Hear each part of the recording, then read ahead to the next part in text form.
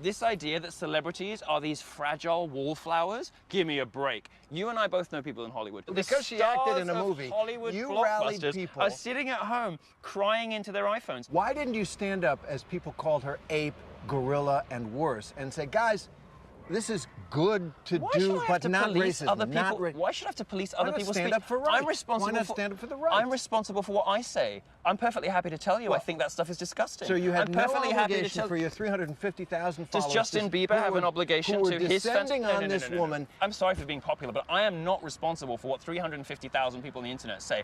I am responsible for what I say. Right. Do you go after Selena Gomez when her fans send death threats to Justin Bieber? No. Do you go after Beyonce when her fans go after Taylor Swift? No. One of his hot topics? When they wanted to have me removed from Pershing Square, a public space in the center of Los Angeles. Is the female physique. You're going to go after somebody's body? Yeah. To denigrate their ideas? What grade are you in? Seriously? No. Are you a 13-year-old boy? No. Absolutely I will, and I'll tell you why. Because somebody doesn't have a weight that you think is proper? So, that's revolting. No, it's not revolting. Yes, it is. No, it's not. I'll tell you what's revolting. What's revolting is the body positivity movement. What's revolting is this idea now that you can tell women that they'll be healthy at any size. Why? Because it tells women that you can be fat and you can be unattractive and you'll be happy anyway. That's a lie. I want to know what I ate. I ate salad. I ate meat. I don't eat carbs because they don't agree with me. I eat a lot of fruit and vegetables. I'm primarily vegetarian. Shut the fuck up, you cunt! Shut it! Feminists are another target. I would rather a healthier, equitable arrangement that existed between the sexes, rather than the sort of vindictive feminism that seems to exist now. And by the way, most people agree with me. Fewer than 1 in 5 women in America describe themselves as a feminist because they see what I see. These pathological, sociopathic, feminist liars in popular culture. It is insisted upon us that we all pay obeisance to the cult of Lena Dunham and Amy Schumer. They're put on the cover of the magazines. And we're all expected to pretend that we like them. Well, we don't like them. I like Amy Schumer. She's Nobody funny. likes She them. makes me laugh. Oh, please. A lot. Oh, God. Well, you must have very low standards for comedy, I'm telling you. Not very much makes me laugh with Amy Schumer. Okay, so everybody point to the people booing. These are terrible, talentless people that we are instructed that we must like unless... Then the sort of subtext is, if you don't like them, you're some kind of bigot somehow. With my name-calling and with my provocation and with my bad manners, I think actually America's had enough of nice manners. If my rudeness creates conversation, my rudeness provokes people into, first of all, saying, oh, what a monster, blah, blah, blah, and then 20% of people start talking about what I was actually saying, I will consider my career to have been a terrific success. In the Twitter storm that happened, you called her a dude. I said it's a good job there's a hot black dude in the movie. She looks like a man. I am entitled to say that I think a celebrity looks weird. You think that's fair comment and a decent fair comment. thing That's and like a the civil definition thing of to fair do? comment. May not be a civil thing to do. If you don't like it, don't follow me on Twitter. Feminist silly moments.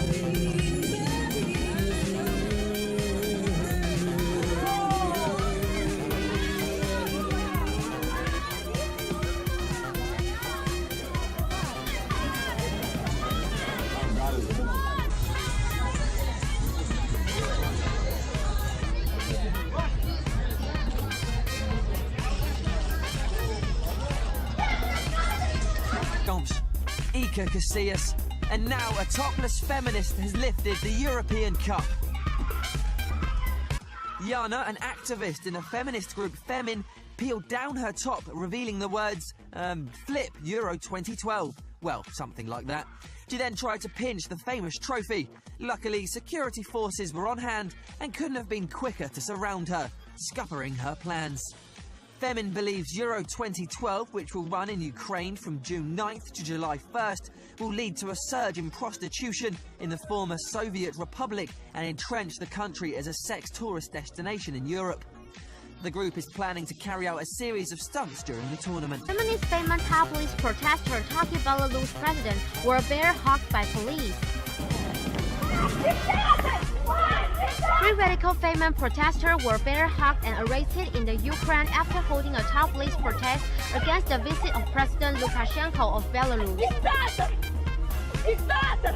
In Kiev, they tried to wake up the president up at night outside the building where he was staying, calling him the last dictator of Europe and accusing his government of repression.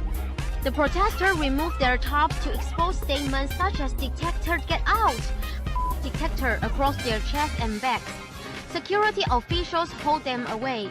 Femin claims that in December 2011, its activists were kidnapped and robbed up by the Belarusian security service, who led them in a forest near the Belarus-Ukraine border.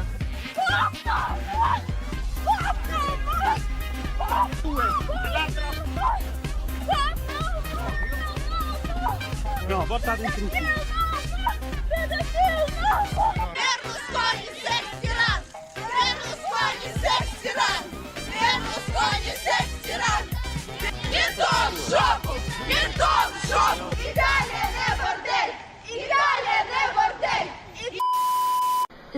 This is a fucking joke. Xbox is seriously fucking sexist. Like, really? I can't have this fucking code because I'm female? That's a fucking joke. That's a fucking... I will be emailing Xbox immediately. You need to shut the fuck up. Defend your allegation that I'm a white supremacist. Just try. Do it. What am I enabling?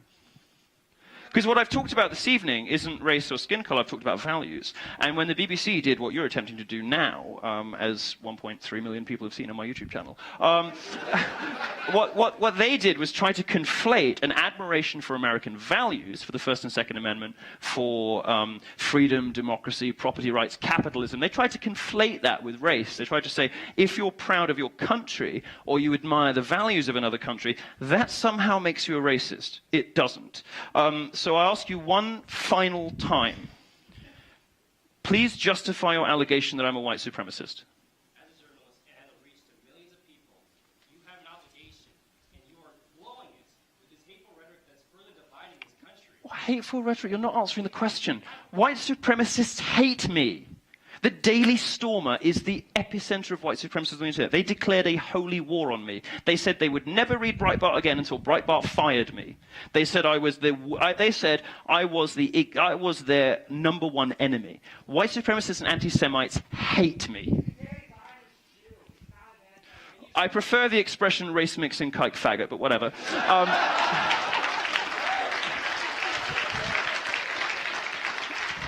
Sir, racists hate me. They hate me.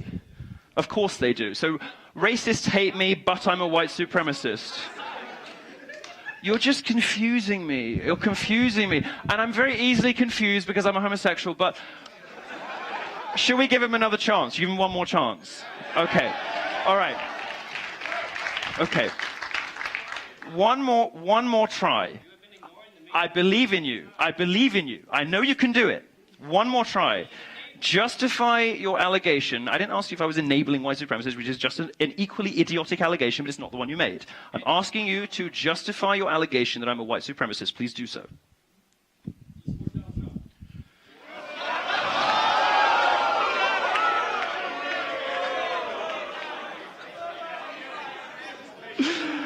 All right. I think we've had enough. We've had enough fun at the expense of the disabled. Thank you very much. I'm sorry you're so stupid. Thank you very much, everybody. It's been wonderful. This opportunity, if you all saw me on Facebook, I'm that bitch that was gonna flame y'all, and I'm sorry to say that you claim that this is free speech, but in actuality, I have a point of view that you may or may not respect, and you did not allow me to have a platform to do that. So I'm taking. I can't. I think. Do you have a question? My question is, if rape culture is a myth, then explain why Kesha was not allowed to break the contract with her executive when he obviously raped her.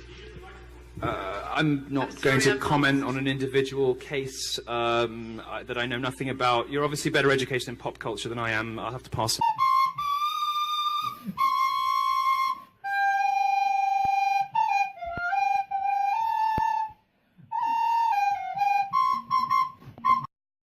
I mean, when it comes to we've heard a lot about the imbalance of power between, for example, employers and employees, people who have better education versus people who have less education.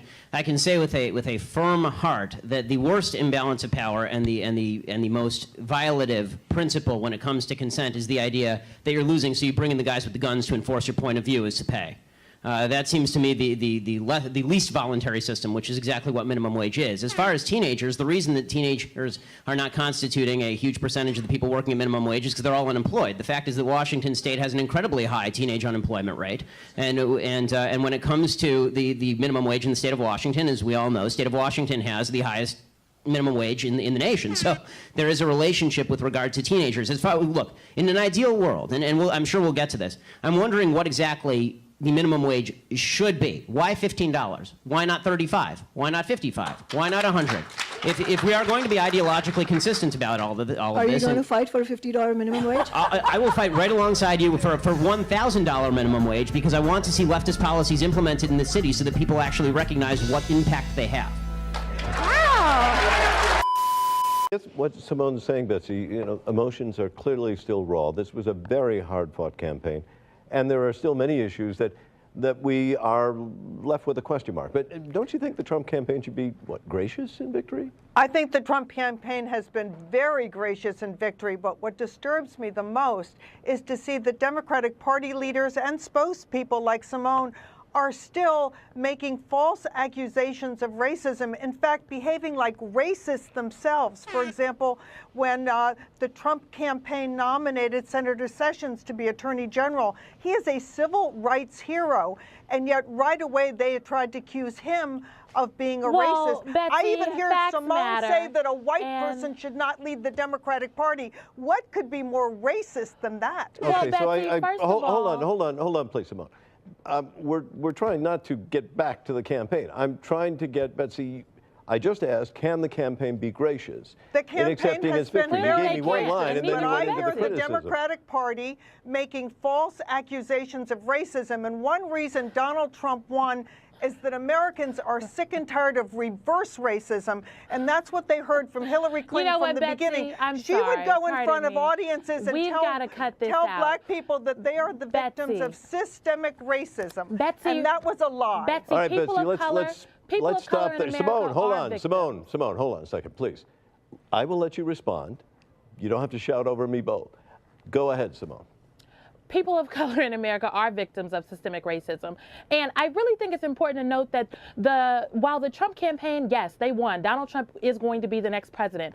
There's still some real underlying issues. The rhetoric that the campaign elevated, these fringe elements that they brought into mainstream, like these are things that people in America are still dealing with. That is why we are having conversations about racism and white supremacy. And the Trump campaign and the Republicans have to at least own that so we can move forward. All right. We don't hold on, own it Simone. because those Betsy, accusations of white racism are false. Simone, Betsy, is there a way you can listen to a counter argument, not shout back? I did listen to it, but I don't appreciate these accusations of racism because they are untrue, and the only reason that people like Simone constantly label their opponents as racist is they don't have an argument they can win on the merits. The thing about the Tracy Morgan thing, it's like... That whole thing I thought was bullshit. It was. The Tracy Morgan thing? It was absolute ridiculous bullshit. But hang on. Tracy Morgan is in some very hot water today for telling some very homophobic jokes at a show in Nashville last week. First thing he says is gays need to be tougher about insignificant things like bullying. And then he said, if my son talks to me in a gay voice, I'll pull out a knife and stab him. I can't stand people who everything's funny, then the shit comes around to them, and then all of a sudden they stop saying it's jokes, they say it's statements. And I'm not saying because I wasn't there, he got like tried. Look, you weren't there, I wasn't there, and I just felt like he didn't get a chance to say. He just immediately went into apology mode, and then all of a sudden they're parading him around like this trophy. And this is the only thing I'll say. You get to say whatever you want. We all get to, right? Absolutely. But the second it comes out of our mouths, it's no longer in our control about how it's supposed to be interpreted. The person who said it knows what they meant by it. If you process it in a fucked up way, ask him how he meant it first. But you don't get that luxury. As a comedian, you don't get the luxury to say, but I really meant to say it this way. I realize that. But here's what it really rests on, is that the whole thing came off of one guy's blog. Every One guy's news interpretation. item about it. Did Tracy deny saying it? No. Did the guy get it wrong? No. Those two things How do we you know that? Because Tracy didn't say, wait, dude, that's not exactly what I Yeah, but said. whether he said something offensive or not, I just thought it was fucked up that one guy went home like with, I guess, the greatest memory ever, like a stenographer, and typed it out, and everybody's like, that's what he said, and that's what he meant, because guy in seat number 5F said it. And next thing you know, he's going around got to apologize. That's kind of a scary thing as a comedian. Well, I've and it seen wasn't Tracy's act, his show is crazy. It His is show pretty is pretty crazy, over the top. I was trying to remember what he was heckling. I just remember cocksuckers, so I think we were talking about gay people. There we go. You know, the fucking lesson here is the gay community has a very strong activist community who, when they hear shit against them, they take it to the mat, and guess what? Shit happens. Yeah, but I don't agree with that. Guess what? Shit happens. That word, it can mean other things. It just can be ball breaking anytime you play sport. I was playing hockey the other day, okay?